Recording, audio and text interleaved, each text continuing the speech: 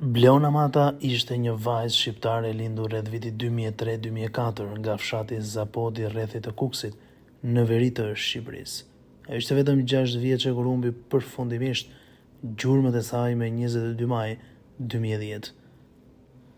Në atë ditë të fundpranverës, Bleona ndodhej në mal duke kullotur bagëtit së bashku me 5 vajza të tjera të afërme me të, si zakonisht bëhej në zonat fshatare. Po kur prindërit e saj prisnin që ajo të kthehej në shtëpi, ajo nuk u kthye më.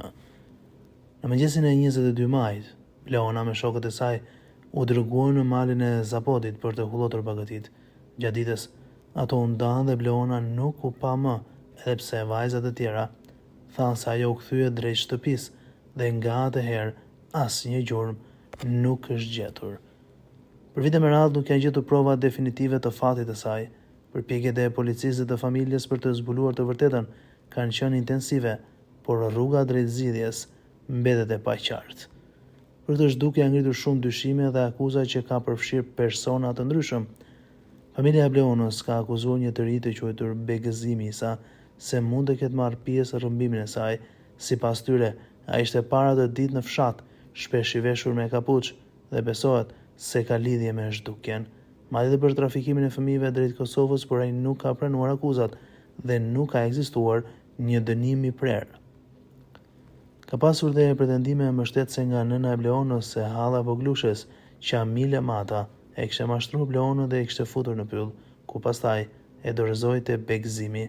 Megjithatë, hetimet nuk gjetën prova të qarta dhe kjo pistë mbetet e paqartë. Dyshime ka dhe brenda familjes. Lidhjet brenda familjes janë tensionuara shumë sa që çështja çoi edhe në pushimin e martesës së prindërve të Bleonës, me akuza dhe konflikte të mëdha për përgjegjësi dhe faj. Kërkimet dhe përpjekjet ndërkombëtare ishte një tjetër pistë. Megjithëse zhdukja e saj ndodhet në Shqipëri, autoritetet e organizata ndërkombëtare kanë përfshirë dhe element të kërkimit jashtë vendit.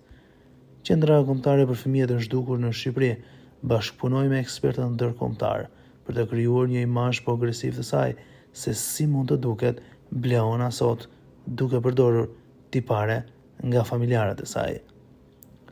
Ka pasur dhe kërkime që shtrin hetime dhe një vend të jashtme, përfshirë dhe Britaninë e Madhe, ku shpeshherë familja beson se ajo mund të jetë diku. Dhimbja e familjes dhe shpresa që vazhdon, ndonse kanë kaluar më shumë se 15 vjet që kur Bleona u zhduk, familja e saj, veçanërisht nëna, vazhdon kërkimet. Ajo ka apeluar publikisht që shteti dhe institucionet ligjzbatuese të vazhdojnë hetimin dhe të rihapin çdo pistë të mundshme. Shpresa se Bleona mund të gjendet një ditë është ende e pranishme, edhe pse deri tani ajo nuk është gjetur. Po çfarë do të kishte qenë sot? Nëse Bleona do të ishte gjallë sot, ajo do të ishte rreth 21-22 vjeç.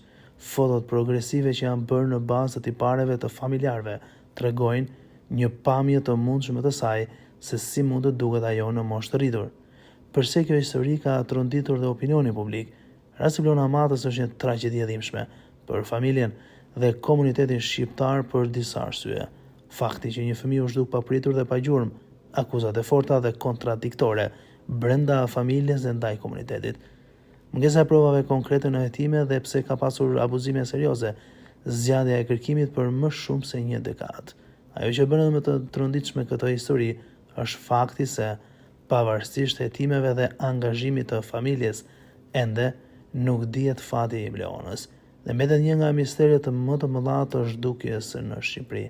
Megjithëse kjo foto është gjeneruar edhe nga AI, tregon qartë tiparet se si do të ishte Bleona Mata sot, pas 20 viteve që nga imazhi i fundit regjistruar në moshën 5 vjeçare të saj, që me sa duket po bën edhe xhiron e internetit.